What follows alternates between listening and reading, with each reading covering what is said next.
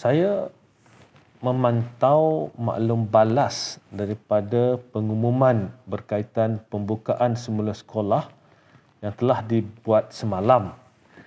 Pada maklum balas yang kami lihat, sama ada secara langsung ataupun melalui media, termasuklah melalui media sosial, kita dapati ada yang masih menganggap seolah-olah pada 3 Oktober ini semua sekolah di seluruh negara akan dibuka. Jadi saya nak jelaskan secara umumnya, yang maklumat mendalam tu telah kita perincikan semalam dan boleh dirujuk dalam dokumen yang kita sertakan semalam. Namun secara umumnya saya ingin berkongsi tentang pembukaan sekolah ini mengikut fasa. Kita dah sebut pembukaan mengikut fasa Pelan Pemulihan Negara secara berperingkat. Jadi fasa 1, kalau negeri itu berada dalam fasa 1, maka tidak ada sekolah yang akan dibuka di negeri fasa 1. Untuk negeri fasa 2, bagi sekolah rendah, hanya murid berkeperluan khas di SKPK, Sekolah Kebangsaan Pendidikan Khas, dan juga murid PPKI, Program Pendidikan Khas Integrasi, yang akan masuk ke sekolah.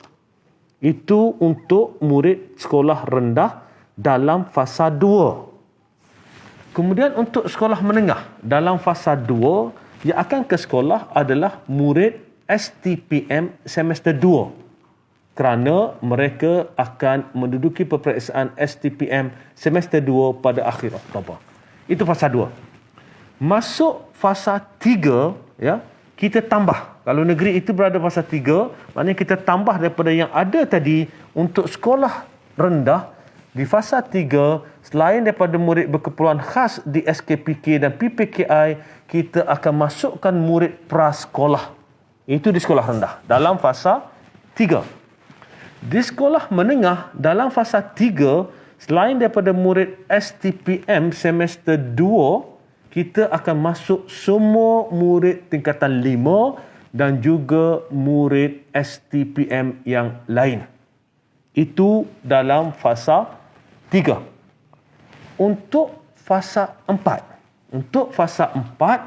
2 minggu pertama daripada 3 hingga 17 Oktober yang akan berada di sekolah sama macam dalam fasa 3 tadi.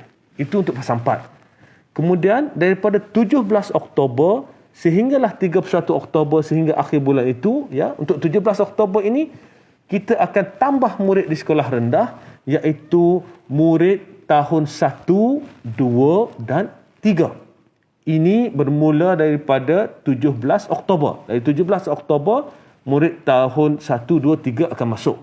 Itu di sekolah rendah. Kemudian pada akhir bulan Oktober, iaitu 31 Oktober, murid tahun 4, 5 dan 6 akan masuk. Itu di sekolah rendah, di negeri fasa 4. Untuk sekolah menengah di negeri fasa 4, kita akan masukkan untuk 2 minggu pertama bermula 3 hingga 17 itu yang akan masuk sama dengan negeri fasa 3, murid tingkatan 5 dan tingkatan 6.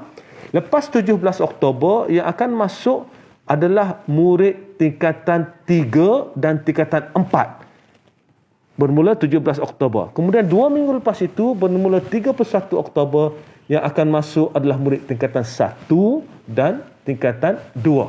Begitulah keadaannya. Dan semalam saya telah jelaskan berkaitan dengan penggiliran, yang di mana kapasiti dalam kelas hanyalah 50%. Dan kemasukan secara berperingkat ini mengikut fasa ini adalah demi memastikan anak-anak kita dapat terus rapat dengan sekolah dan mereka dapat hadir ke sekolah dalam keadaan yang selamat.